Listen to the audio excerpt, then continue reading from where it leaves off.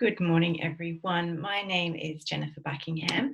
I am the Director of Strategy at MultiLIT and a Senior Research Fellow in the MultiLIT Research Unit. And I'm also the founder and director of the 5 from 5 project. Thank you to Mandy and to the organisers of researchED in Perth for inviting me to speak to you today.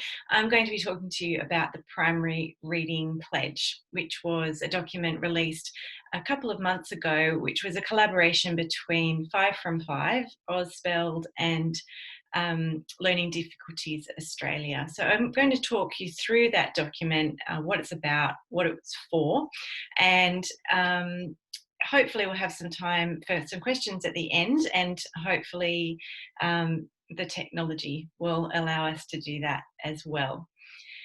Those of you who might have watched a webinar published by Learning Difficulties Australia a few weeks ago will be very familiar with this.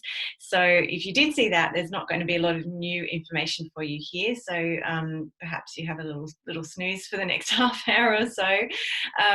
But you never know. There may be something in there that is new and of interest.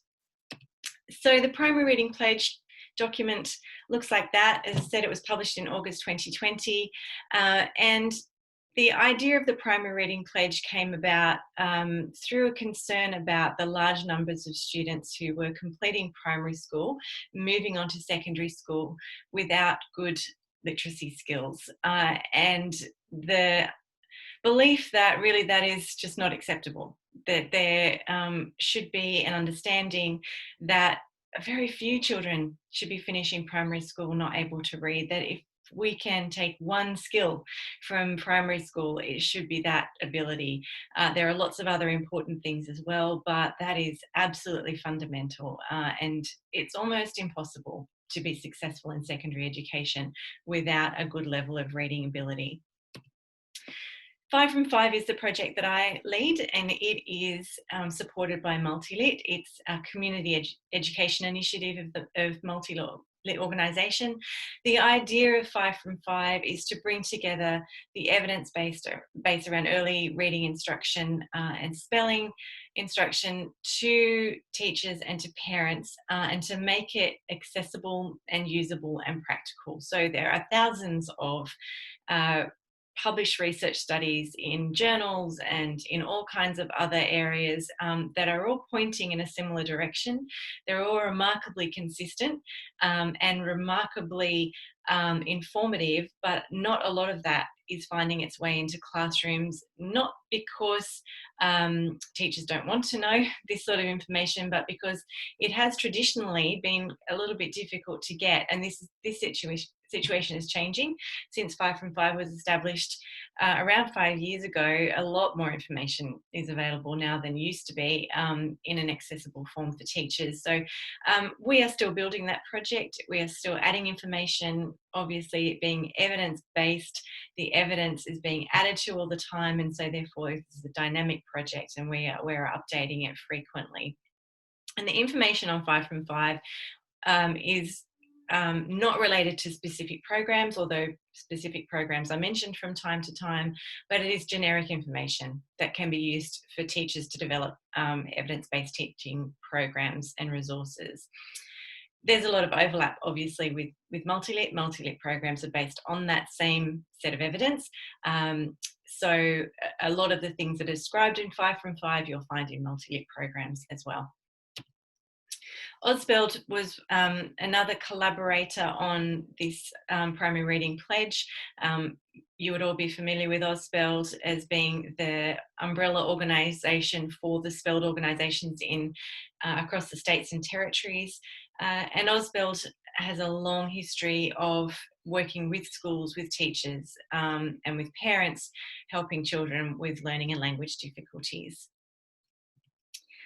Likewise, Learning Difficulties Australia, which I've had a very long association with, and they too have a very strong reputation working in this field with consultants, but also lots of academics involved and professionals involved in Learning Difficulties Australia, which means that it has an enormous intellectual capital and has been very involved, not just in that coalface provision, but also in advocacy and creating awareness and also policy change, particularly over the last 10 or so years.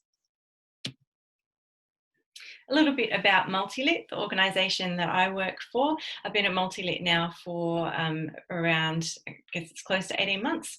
So MultiLIT has its school-based programs, which hopefully you know a bit about, and they are for whole classes, small groups and one-to-one, very heavily evidence-based and evidence-informed.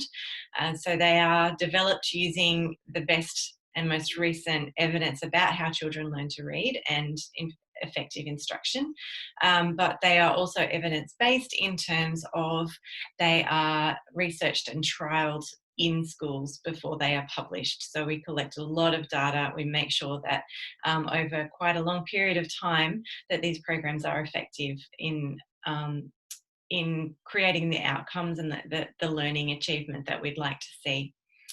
We produce decodable readers and also assessment programs and provide professional development. We have a dedicated research unit which work on not just the program evaluations but also more general research in the field of reading. And we produce documents that summarise that research. The literacy centres is a provision of one-to-one programs for children who are struggling with reading, and those programs can be done within school hours, either generally remotely or outside of school hours in the clinic, face-to-face or online, increasingly online, particularly over the last 6 months, of course, where that has become the preference for a lot of families, but we are gradually moving back to face-to-face. Nonetheless, online has been very effective. It's been quite interesting to see how that has developed and how it is possible now to do the online provision in a very effective and satisfactory way. The other aspect of what MultiLIT does is that education and outreach piece. So part of that is 5 from 5, and I get to spend quite a bit of my time on 5 from 5 work, which is fantastic. Very generous of MultiLIT to allow me to do that. And we also produce documents like No Manners, which is a magazine / journal, I suppose, not so much a peer-reviewed journal, but a magazine that brings together articles written by lots of different people, not just MultiLIT writers, but useful articles that will be of interest to anyone who is interested in reading instruction and literacy. Back to the Primary Reading Pledge. It has 2 key goals. One is to provide that evidence-based framework for reading assessment and intervention for primary schools. And we wanted to come up with a framework that schools could use right now.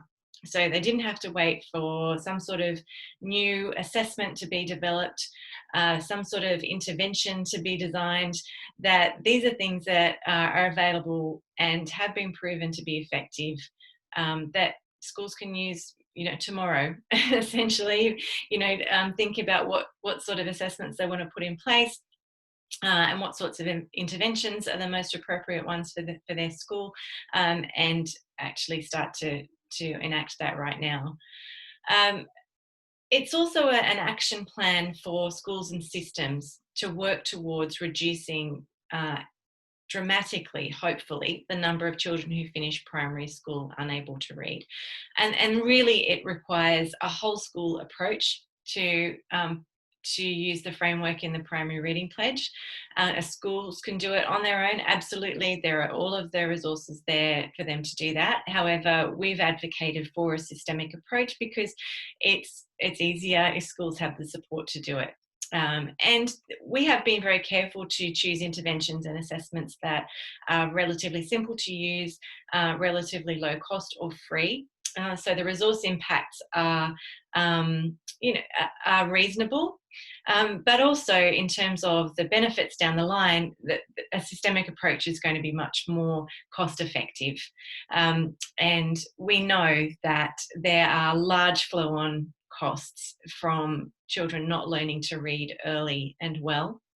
And those costs are economic costs in terms of the sorts of consequences for low literacy around employment and welfare, health outcomes, all kinds of things that have economic impacts, but also quality of life impacts.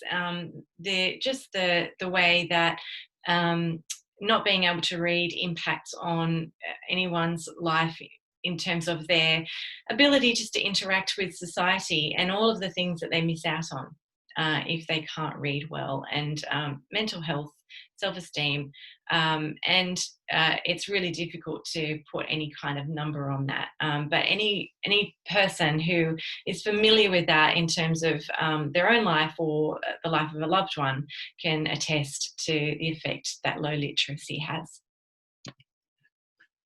So why do we need action? Why do we need an action plan?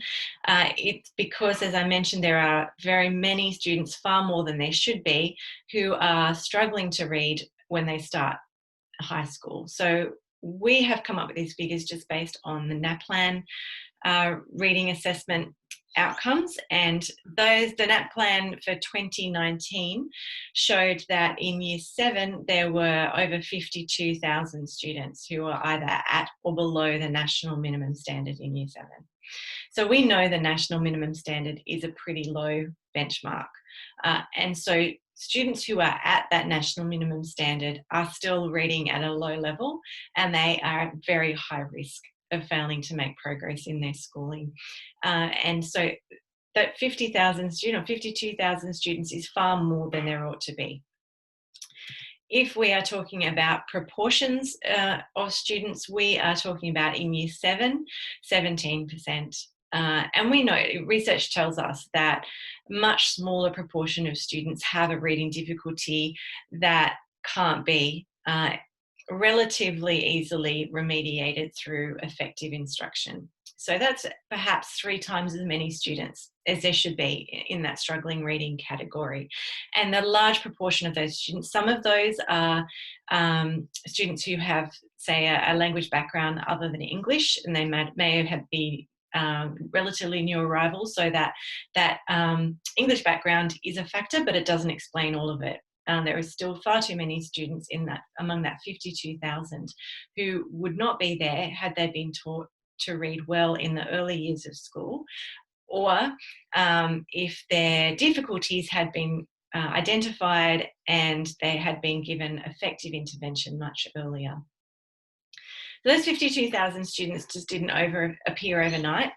We knew that those students were struggling years before that. So if we look back to the Year 3 and Year 5 NAPLAN results for that same for Year 3 and Year 5 cohort, we're talking about 39,000 students in Year 3 and 44,000 students in Year 5. So these are similar numbers to that we see every year. And so we're identifying students in Year 3 and Year 5 via this national assessment plan, but their difficulties are not being remediated. So rather than, the numbers don't even stay stable, they grow over time. So more students are being added at each time point rather than fewer. And what we would like to see happening is that the number reduces after that first assessment in Year 3, and that students are being identified then and offered an effective intervention. At the moment, across the board, I mean, there are schools obviously that don't fall into this category, who are offering effective interventions and are closing this gap. But as we can see from the national averages, it's certainly not a universal approach. So we have developed the primary reading pledge based on 2 key models, and one is the simple view of reading. The other is a response to intervention approach. So I'll just discuss those relatively briefly now because a lot of you will be familiar with it. But if not, this will be at least an overview. The simple view of reading is a model that says that reading comprehension is the product of word identification and language comprehension. If either of those factors or abilities are weak in a student, then their reading comprehension will be weak. They are both necessary components. Word identification refers to the ability to work out what the word is. So to be able to say the word and identify it. The language comprehension element is understanding what words mean and what words mean when they're put together in a particular order. So it's not vocabulary alone. Vocabulary is a big aspect of it, but language comprehension is a larger conceptual understanding about language. So if you have both of those things, then you can comprehend what you're reading. If you're struggling in either of those facets of reading and of language, then reading is going to be difficult for you. The response to intervention approach is a way of addressing difficulties either in reading or numeracy or behaviour or any kind of aspect of education, really, by making sure that intervention is targeted at the right level to the right students for the right amount of time. And it's a way of using resources in the most effective way. It's based on what is sometimes not a correct assumption, but it is based on the assumption that whole class instruction, that tier 1 level, is really high quality. And if that is the case, if it's high quality classroom instruction, then around 80% of students will learn to read relatively well. 15% of students will need some support. So even with the best possible classroom instruction, some students are going to need some continuing, or at least some temporary catch-up support for a period of time. And there's a lot of good research that tells us that for those students who are experiencing moderate reading difficulties, that they're not making progress to keep up with the rest of the class, that small group instruction is as effective as one-to-one at that level. After students have had some sort of small group intervention, if they don't respond to that small group intervention, then they should be offered a tier 3, more intensive, individualised instruction. And that should be a relatively small proportion of students that fall into that category. Typically, intervention has been, at a systemic level at least, it skipped that small group tier. And so quite often, so something like reading recovery, for example, is a one-to-one intervention that is offered after whole class instruction. There isn't that first step of effective small group intervention. Which means that you have a very expensive form of instruction. One-to-one is expensive, obviously, because there's a lot of the labour costs essentially involved in that. And it means that you can't offer it to as many students who might need it. So the response to intervention model is a way of filtering students through an intervention process that is most likely to be effective for the largest numbers of students and will offer intervention to all students that need it.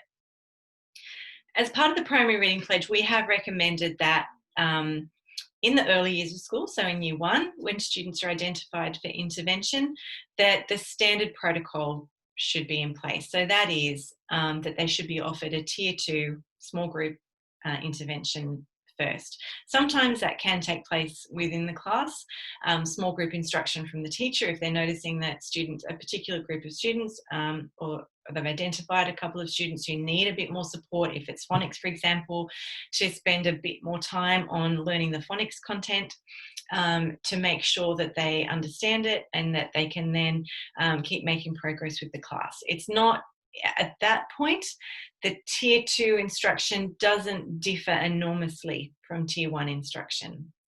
It's more focused, more intense, and because you're working with a small group, a bit more individualised. In year 3 and year 5, those later years of school, there should be a decision made based on assessment whether or not the student goes into tier 2 small group instruction, or whether they need to go straight to a tier 3 specialised intervention. And the reason for that is because in year 3 or year 5, it may be the case that that student has already had some tier 2 intervention, and it may have had some impact, but not enough for them to accelerate their learning and to make the progress that they need to.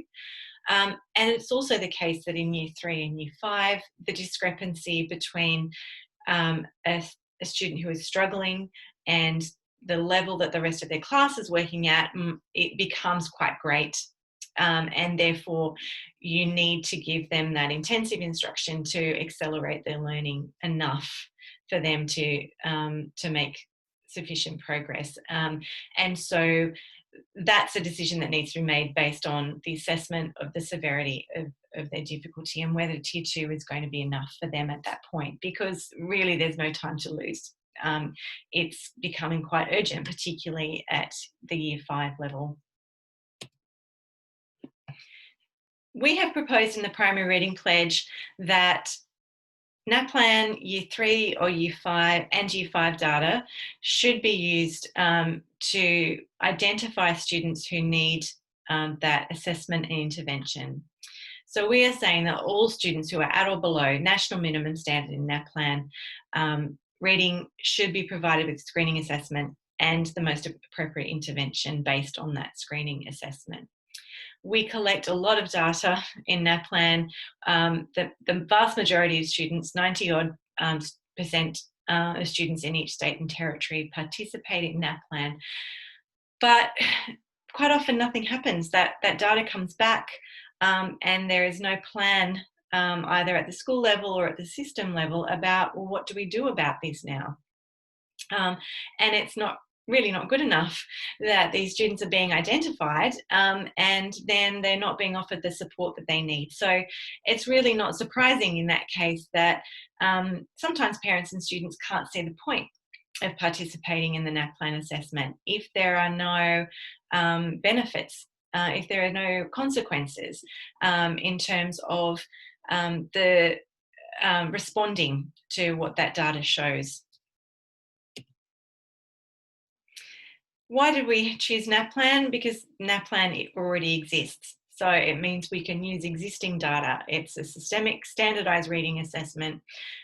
It's a pretty good comprehension assessment. And almost all children take it. We could be making more use of it. So rather than saying, oh, we need another assessment, use the data that we have. While NAPLAN is a pretty good general reading comprehension assessment, it only tells us that a child is struggling. It doesn't tell us why. So we need to know what are the sub-skills that are contributing to that child struggling with reading. And that's where the simple view comes in. So I'll come back to that in a moment. So if they need another assessment, another follow-up assessment to work out what is going on. The reason that we mentioned NAPLAN initially is that it is that a narrowing down approach. Use NAPLAN to work out which children might need a screening assessment.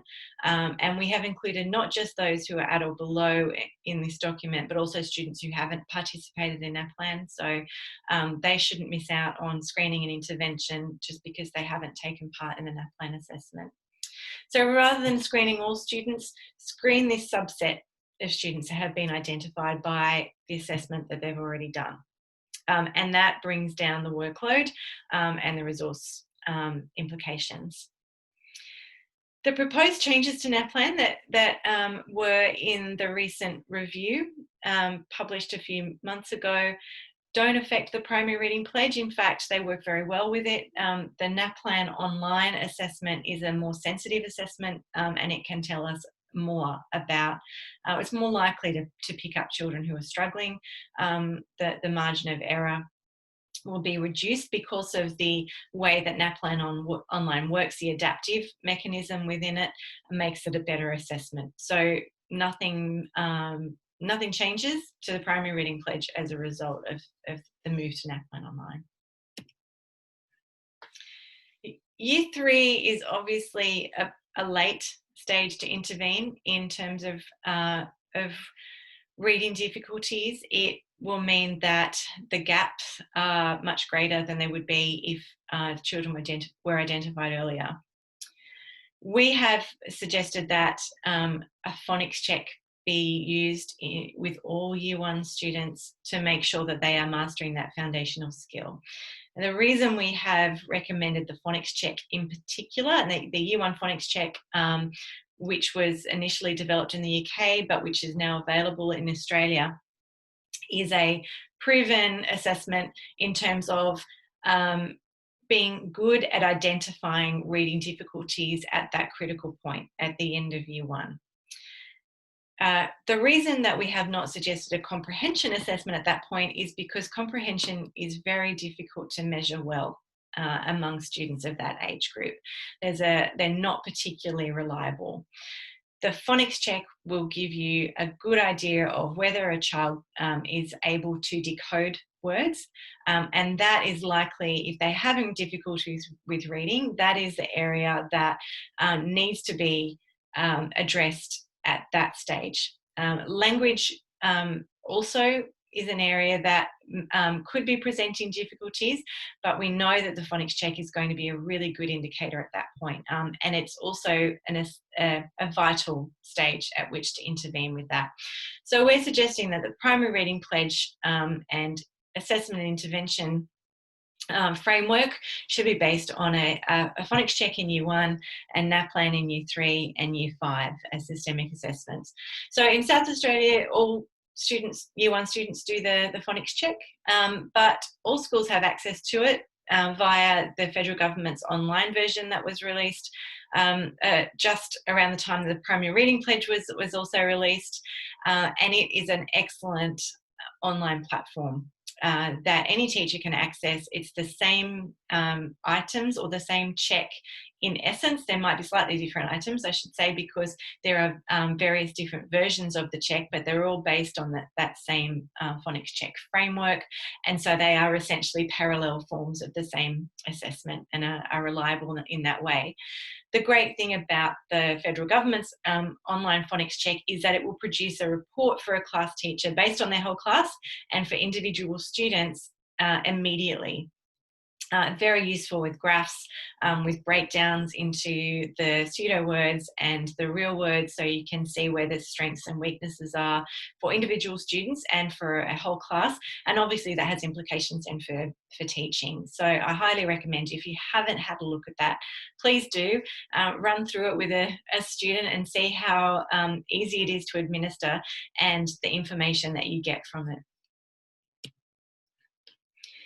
This flowchart is essentially the framework for assessment and intervention and the decision-making process. So the first box there is that a Year 1 student is falling below the benchmark range in the phonics check, or they didn't participate in the phonics check, or a Year 3 or Year 5 student has performed at or below the national minimum standard in that plan. So they're the students we've identified as needing to have further assessment and potentially an intervention. So from that point, we give those students a phonic decoding or a language assessment. For the phonics check, if they have fallen below that benchmark, the next phonic decoding assessment should be one that narrows down into what parts of the code are they struggling with. Is it basic areas? Is it things like digraphs? Is it blending? So we want to know a bit more about what they're struggling with in terms of phonics. For Year 3 and Year 5 students, we want to know, are they struggling with decoding at all? If not, then there is no point offering a decoding assessment. If they fly through a phonic decoding assessment, or no problems there, then we know that the intervention that they need is probably going to be around language. So that's why we want to break that down into those two core elements of the simple view of reading to make sure that the assessment, or rather the intervention decision, is the right one. We are not wasting that student's time and attempting to intervene in reading areas that they don't need intervention with, because time is really of the essence. We want to accelerate these children's reading quite quickly to make sure they can start participating at the same level as their classmates, ideally. I mentioned earlier that decision about the whether to offer tier 2 or tier 3 intervention. That's not always straightforward, and it's going to come down to some teacher professional judgment and also to some extent what's available within the school. But particularly in year 5, if a child is really having difficulty with reading, then a tier 3 intervention and a diagnostic assessment potentially is going to be necessary to make sure that they are not getting to the end of year 6 and going off into high school and still struggling, and with all of the sorts of implications that I mentioned earlier. As part of that primary reading pledge document, we have given a list of reading assessments that would meet those needs in terms of identifying the subskill that is leading to reading difficulties. So we have listed some standardised screening assessments and some diagnostic assessments. So standardised screening assessments can be used by teachers. They are by nature relatively quick, and they're simple to administer, and they can provide a really good basis for intervention decisions. Just because an assessment is quick doesn't mean that it's not necessarily reliable. Some of the best assessments can give you some of the best information. The diagnostic assessments that we have listed are usually used to identify specific difficulties in reading profiles. So they take it a step further, and therefore they need to be administered by other sorts of professionals, usually psychologists and speech pathologists who have special training in how to deliver those assessments and to analyse them and interpret them. So they're the two main categories of assessments. By far, the screening assessment is going to be the one that is most regularly used. And there isn't a great deal of information out there about these sorts of screening assessments and how easy they are to access and how simple they are to administer and the sorts of great information that can be obtained from them.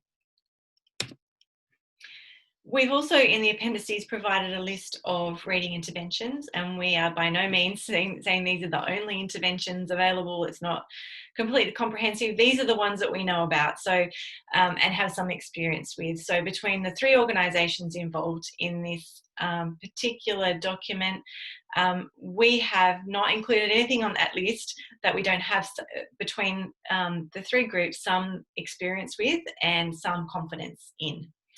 So we've also discriminated between them into evidence-based and evidence-informed interventions. So an evidence-based intervention, so those terms are often used interchangeably, but it's not quite correct to do that because there is a significant and important difference between them. So evidence-based interventions we've defined as those using scientific research evidence about reading development, or the science of reading as it's often described now, and good research on instruction.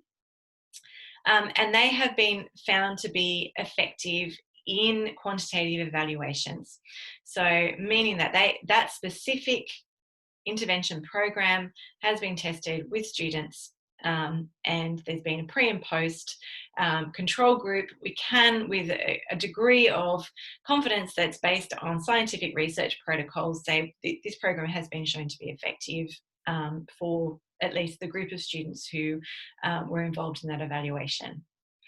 Plus, they have been used widely in practice, and there is evidence gathered from that as well. Evidence-informed interventions are those that have been developed using that science of reading, but they haven't necessarily been subjected to the same level of research and evaluation of that specific program and collecting data on it in particular. Nonetheless, all those in that the list that we've provided, we have some familiarity with and have some confidence in what we've seen in terms of practice. So when a school is choosing what sort of intervention they might like to use, these are the things they need to keep in mind.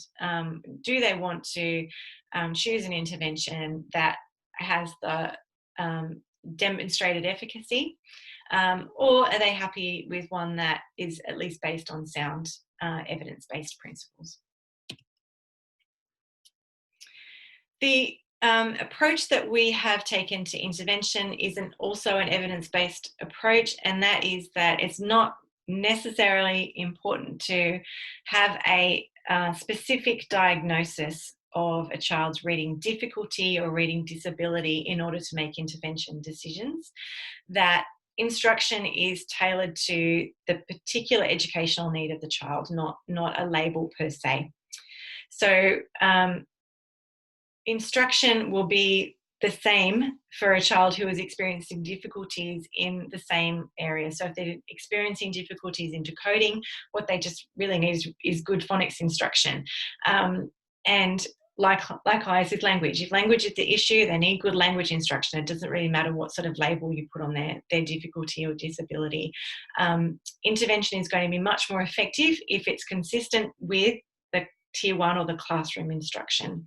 So that just is common sense, but it's also true from research that if you are doing a balanced literacy approach in the classroom, a phonics based intervention is going to be effective, but it's not going to be as effective if when they go back to class there's a balanced literacy approach. So those two things will contradict each other and make the intervention less effective, even though it still has some effect because that child is getting the phonics instruction that they need.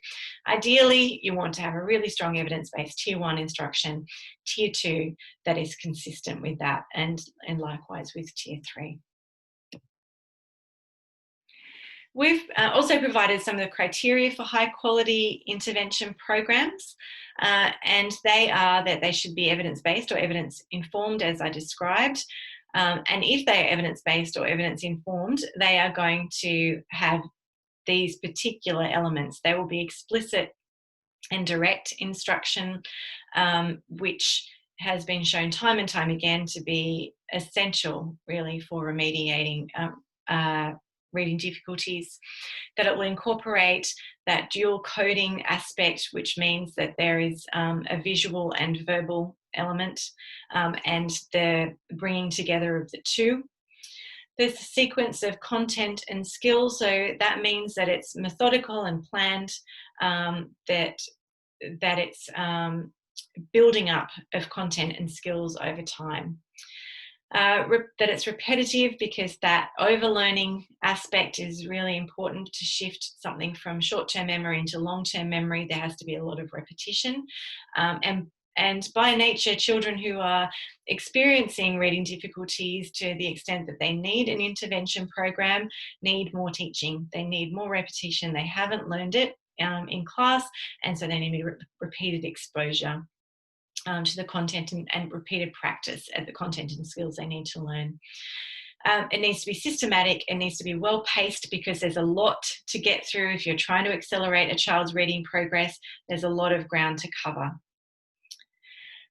It needs to be comprehensive and thorough. It needs to cover everything that child needs to know, fill the gaps in their knowledge and in their abilities. And the regular monitoring and cumulative assessment needs to be a part of that program.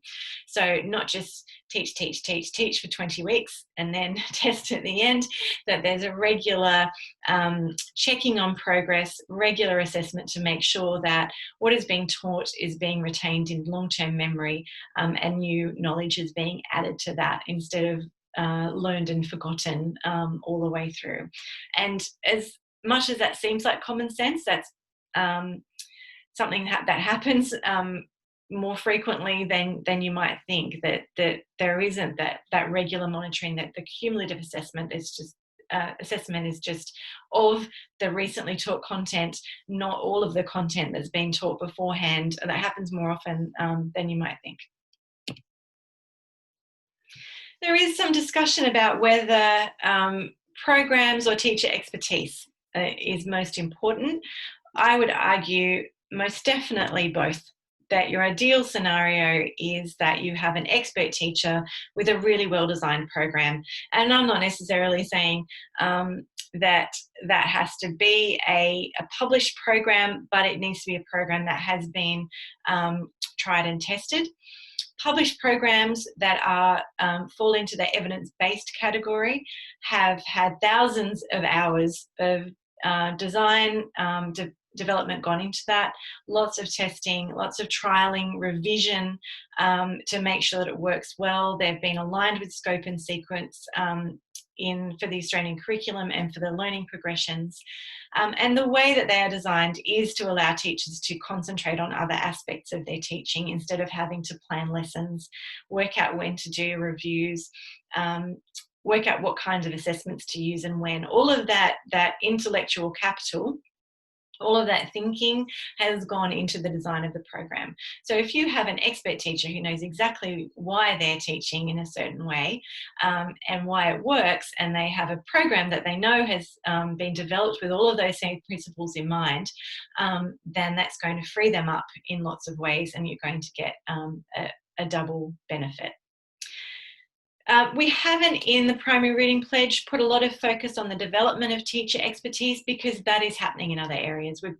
All of us who are involved in the Primary Reading Pledge are working on teacher expertise in other areas of our work, whether it's through providing professional learning, whether it's through teaching in university, whether it's through, Lorraine and I were involved in the amendments to teacher education standards, which means that from now on, in order to be accredited, university teacher education courses have to have much more rigorous instruction for teachers in how to teach reading. So that area is being pursued in other ways.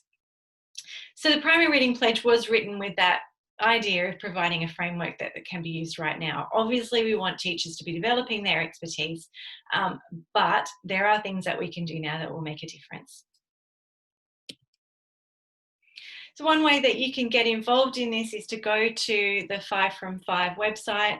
If you haven't done it already, download the Primary Reading Pledge. If you're a teacher, take it back to your school, have a look at it, see if there's some way that you might be able to use it, either to supplement what you're doing or to make some tweaks to what you might already be doing. Assess perhaps that whether you're using the screeners and the interventions that meet the sorts of criteria that would make them evidence-based and therefore likely to be the most effective. If you're not a teacher, if you're a parent or someone else who's working with a school, then take a copy of that pledge to the school. Make sure teachers and the school executive are aware of it, because if they're not aware of it, then it can't be of any use to them. If you really want to advocate at a more systemic level, then please get in touch with your state or territory education minister or the head of literacy and numeracy in your diocese. If you're in a Catholic diocese, spread the word, make sure that this pledge is around. And if they have not already endorsed the pledge, then please encourage them to do so, because this has the potential to really dramatically reduce the number of children who are in a very difficult situation of not being able to read when they get to high school. So our final statement: there's no excuse for children spending 7 years in full-time education without learning to read. Every state and territory education minister must make a pledge to provide the keys to literacy to every child before they leave primary school. Thanks.